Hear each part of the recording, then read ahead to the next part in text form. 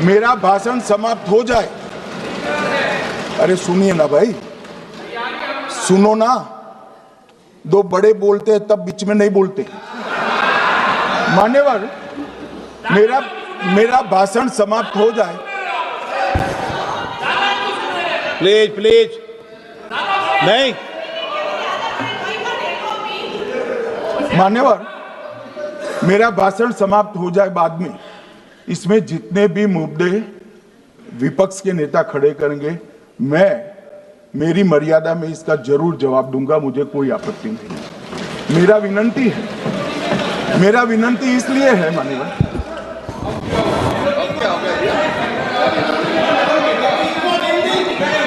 एक मिनट,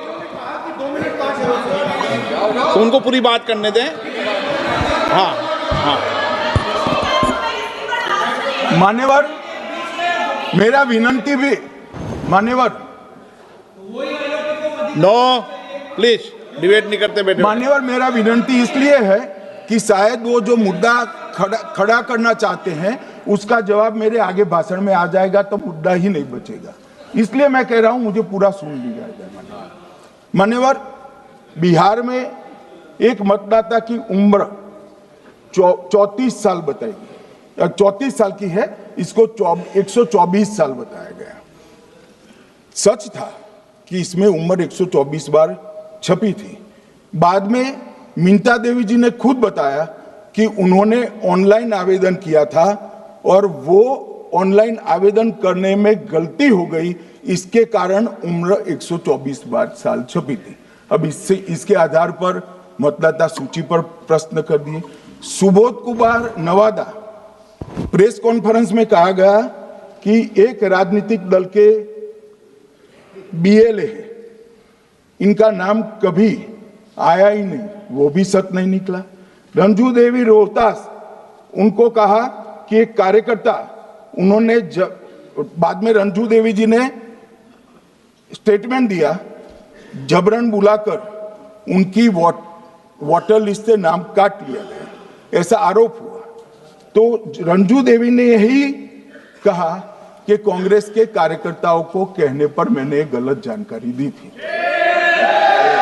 मान्यवर, ये जो प्रेस कॉन्फ्रेंस हुई और उसने जिस प्रकार का देश में माहौल बनाया, चलो ये तो मैंने आरोप जो लगाए थे और सत्य क्या है कहा, मगर मैं विपक्ष के नेता ने जो प्रेस कॉन्फ्रेंस में कहा कि मतदाता सूची ठीक नहीं है, इसको सुधार करना चाहिए, तो भाई गहन पुनर्निरीक्षण क्या है, एसआईआर क्या है, मतदाता सूची का सुधार करने की प्रक्रिया है, और वो कर रहे हैं तो भी विरोध कर रहे हैं। पुरानी मतदाता सूची कर रहे हैं तो भी विरोध कर रहे हैं। भाई मतदाता सूची पुरानी हो या नहीं, आपका हारना तय है, ये मतदाता सूची से नहीं होगा। मान्यवर, उन्होंने कहा, अपने लॉजिक के समर्थन में कहा कि भारतीय जनता पार्टी को कभी एंटी इनकम्बेंसी का सामना नहीं करना पड़ता। मान्यवर, एंटी इनकम्बेंसी इनके खिलाफ होती है जो जनहित के विरुद्ध काम करे। ये बात सही है कि भाजपा को एंटी इनकम्बेंसी का फायदा विरोध बहुत कम करना पड़ता है। हमारी सरकारें बार बार चुनकर आती हैं, चाहे राज्य में है या केंद्र में, परंतु ऐसा नहीं है कि हम 2014 के बाद एक भी चुनाव नहीं हारे। छत्तीसगढ़ में 18 में हारे, राजस्थान में 18 में हारे, मध्य प्रदेश में 18 में हारे, कर्नाटक में भी 14 के बाद हारे, तेलंगाना में हम जीत नहीं पाए, चेन्नई में हम जीत नहीं पाए, बंगाल में भी हम हारे। भाई तो तब तो ये मतदाता सूची बहुत अच्छी होती है, टब से नए कपड़े पहनकर आप शपथ ले लेते हो।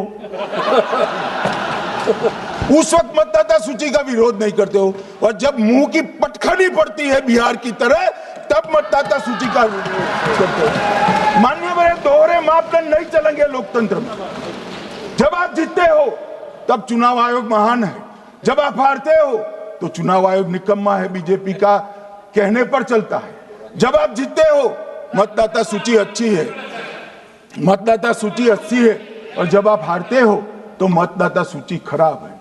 मान्यवर, मुझे कोई आपत्ति नहीं, इस प्रकार का भ्रांति फैलाए तो फैलाए, मेरा दायित्व है कि इस देश की जनता को एक ड्यूअल स्टैंडर्ड की जानकारी देना, जो मैं आज इस सदन में खड़े होकर दे रहा हूं। मान्यवर, आगे पर भी मैं इस विषय को कहूंगा और ढेर सारे आरोपों के मेरे पास जवाब है। जो 3 प्रेस कॉन्फ्रेंस में, एक सादा प्रेस कॉन्फ्रेंस, एक एटम बम वाला प्रेस कॉन्फ्रेंस, एक परमाणु बम वाला, ये तीनों में क्या हुआ, इसके सारे जवाब मेरे पास है। मान्यवर, अब ये कहते हैं कि 2-2 जगह हैं, 2-2 जगह मतदाता है। मान्यवर, किन किन लोगों के 2-2 जगह मतदाता, मैं इसमें जिनके नाम 2 जगह रजिस्टर्ड है उसका दोष नहीं निकालता मैं, क्योंकि एक जगह से कोई व्यक्ति दूसरी जगह गई तो 2010 के बाद इसको डिलीट करने का अधिकार आरओ के पास से ले लिया गया। इसके कारण ये विसंगतियां खड़ी हुई है। किसके हैं? श्री प्रशांत किशोर जी के 2 जगह मतदाता है, पवन खेरा जी का भी है, तेजस्वी यादव का स्वयं का है, टी सिद्दीकी एनआईसी केरल के नेता का है, मान्यवर संजय सिंह आप पार्टी के नेता के हैं, एक किशोरी पेडनेकर यूबीटी शिवसेना के हैं, इनका भी है। मान्यवर, सामान्य गलतियां हैं, क्योंकि एक नियम आ गया, जिसका वोट काटने का जिसका अधिकार है उसको रोक लिया गया, तो आरओ वोट काट नहीं सकता था, इसलिए 2 जगह रह गए। अब वो ही एक गहन पुनर्निरीक्षण से सुधरना है, मगर आप गहन पुनर्निरीक्षण को वोट चोरी कह रहे हो। मान्यवर, वोट चोरी किसको कहते हैं वो मैं बताना चाहता हूं, और हमारे यहां कुछ परिवार ऐसे हैं जो पुश्ते नहीं वोट चोरी करते। अच्छा, बोलिए आप। हाँ, बोले आप, बोले। हाँ, बोले आप, बोले। स्पीकर सर, मेरा कल एक सवाल था, जो हिंदुस्तान के इतिहास में पहली बार डिसीजन लिया गया कि इलेक्शन कमिश्नर्स को फुल, हाँ नहीं, फुल इम्यूनिटी दी जाएगी। ठीक है, ये है ना, इसका जवाब इसका पीछ मैं खत्म नहीं किया सर। इसके पीछे जो थिंकिंग थी वो हमें सबसे पहले बताएं। ठीक है। दूसरी बात, नहीं, हरियाणा की जहां इन्होंने बात की, इन्होंने एक उदाहरण लिया, वहां पर अनेक उदाहरण हैं। वो भी आपने दिया था ना, 19 वो भी आपने दिया था, इसलिए दिया वो भी। 19 लाख वहां पे फेक लोग, वो उदाहरण आपने दिया था, इसलिए उसका जवाब दिया। और ये भी हमें बता दीजिए, actually let us have a debate on my press conference. Let us go. Let us have very good idea. Let us have a debate on my press conference. Amit Shah ji, I challenge you to have a debate on the 3 press conferences. Please. ठीक है, बैठ जाइए। माननीय, please माननीय, आपने बात की थी, प्लीज। डिबेट ही तो चल रही है। उत्तर प्रदेश में और हरियाणा में दोनों चुनाव में वोट कैसे दे रहे हैं? प्लीज, ये भी जवाब दे दीजिए। माननीय गृह मंत्री जी। मान्यवर, पहली बात मैं स्पष्ट करना चाहता हूं, मैं 30 साल से विधानसभा और संसद में जनप्रतिनिधि के रूप में चुनकर आता हूं। मुझे लंबा अनुभव है संसदीय प्रणाली का। विपक्ष के नेता महोदय कहते हैं कि पहले मेरी बात का आप जवाब दीजिए, मैं सुनना चाहता हूं। आपकी मुनसफी से संसद नहीं चलेगी, मेरे आप बोलने का क्रम मैं तय करूंगा, इस तरह से नहीं चलेगी संसद।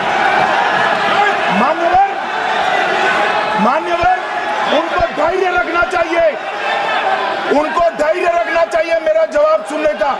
इनकी एक बात का जवाब मैं दूंगा, मगर मेरे भाषण का क्रम वो तय नहीं कर सकते, मैं करूंगा, क्योंकि मैं बोल रहा हूं।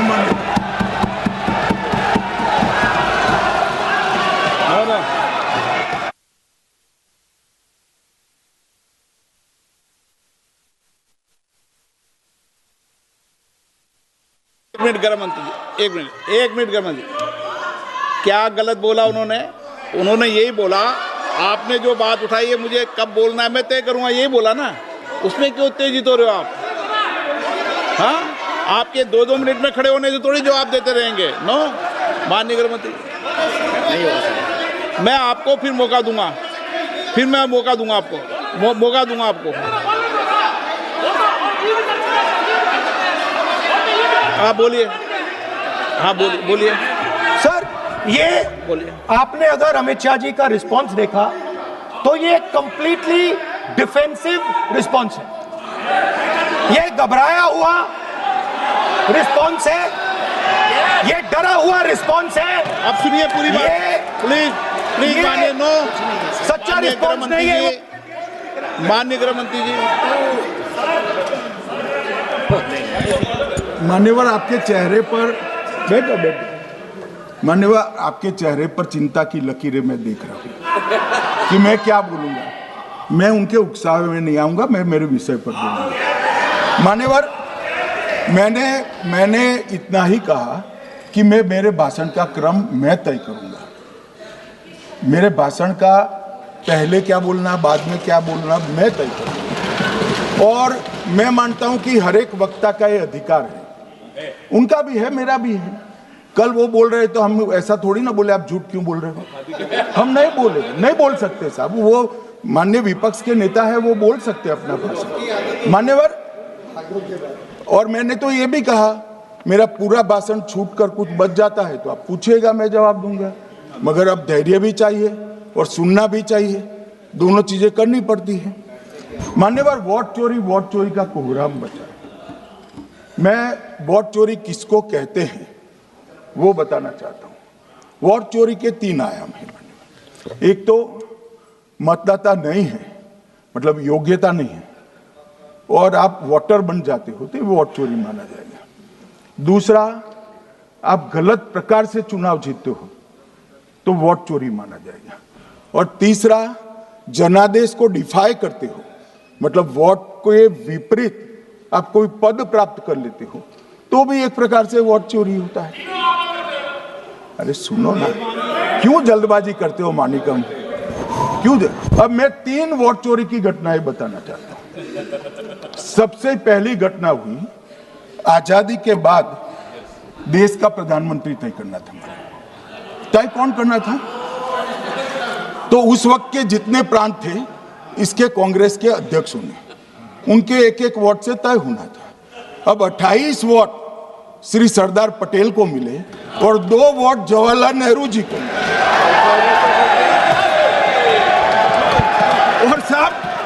और साहब प्रधानमंत्री जवाहरलाल जी बने। मान्यवर,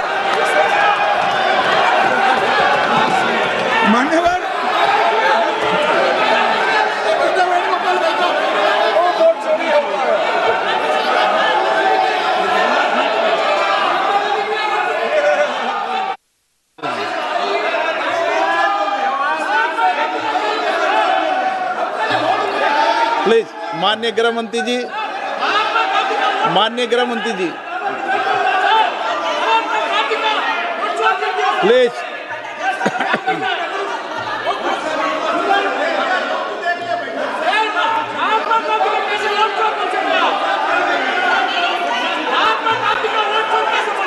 बैठो बैठो, बैठिए माने, please please please.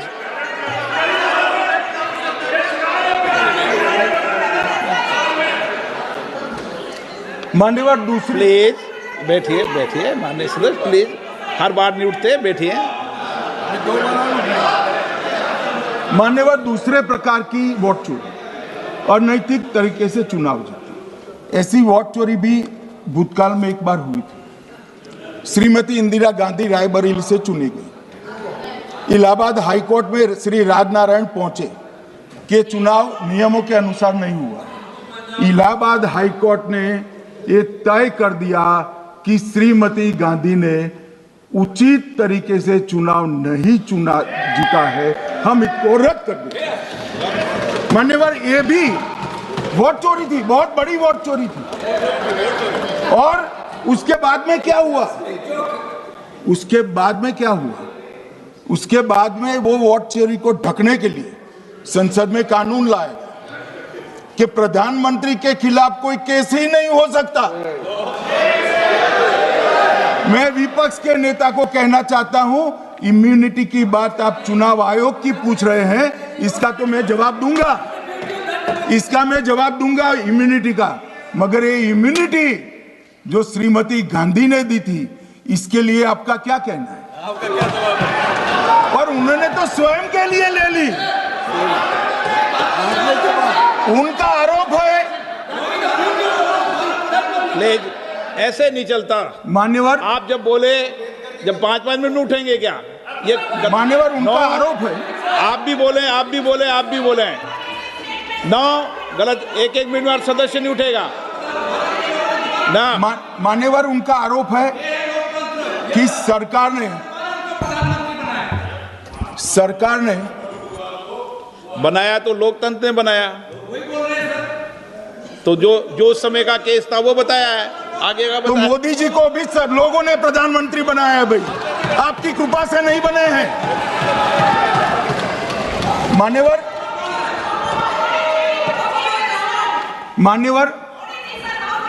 No please, से माननीय तरीका ठीक नहीं है आपका, 2-2 मिनट में उठना। मान्यवर, विपक्ष के नेता ने कहा कि आपने चुनाव आयुक्तों को इम्यूनिटी दी। इनका आरोप सत्य नहीं है, मैं इसकी बात बाद में करता हूं। परंतु हमने तो चलो मानो चुनाव आयुक्त को इम्यूनिटी दी, श्रीमती गांधी ने तो अपने आप को इम्यूनिटी दी। और फिर जब ये संवैधानिक सुधार के वायरस चैलेंज हुए, तो वो केस जीतने के लिए 2, 3 और 4 नंबर के सर्वोच्च न्यायालय के जज को बाईपास कर चौथे नंबर के जज को चीफ जस्टिस बनाया और वहां केस भी जीत लिया। और मान्यवर, ये तो इतिहास है, कौन झुठला सकता है? इनको कोई पढ़ाता नहीं है इतिहास, ये तो इतिहास है, सर्वोच्च अदालत और संसद के रिकॉर्ड में रखा हुआ इतिहास है। इसके खिलाफ लल्लन सिंह जैसे कितने लोग पूरा जीवन लड़े बिहार में, इमरजेंसी के खिलाफ जेल में गए, लाखों लोग गए। और तीसरी वोट चोरी कहना चाहता हूं, तीसरी वोट चोरी का प्रकार मैंने बताया था कि योग्यता नहीं है और मतदाता बन जाना। अभी एक वाद पहुंचा है, वाद मतलब डिस्प्यूट पहुंचा है दिल्ली की सिविल अदालत में। उसमें डिस्प्यूट ये है कि सोनिया गांधी जी इस देश की नागरिक बनने से पहले मतदाता बने।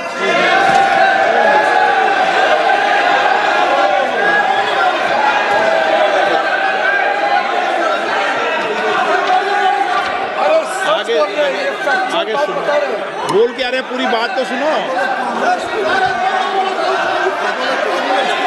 मान्यवर,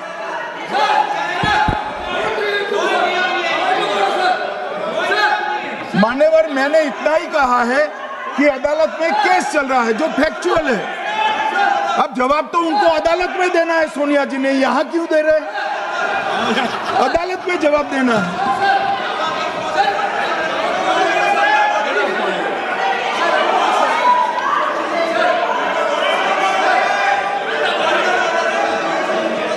बीच के भाषण में पॉइंट ऑफ ऑर्डर नहीं होता।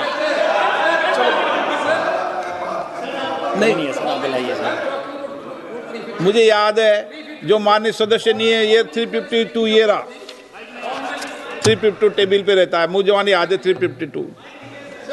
Home Minister is speaking about an issue which is pending in a court. Actually, what happens is, Rosaveni court, some senior